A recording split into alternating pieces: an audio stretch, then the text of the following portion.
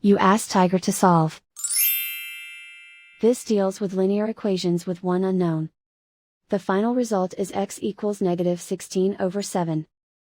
Let's solve it step by step. Group all constants on the right side of the equation.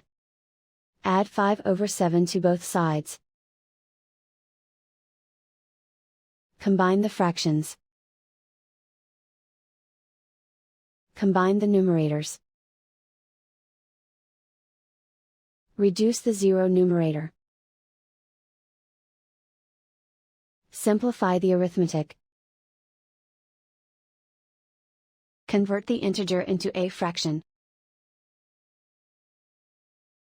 Combine the fractions. Combine the numerators. And so the final result is x equals -16/7.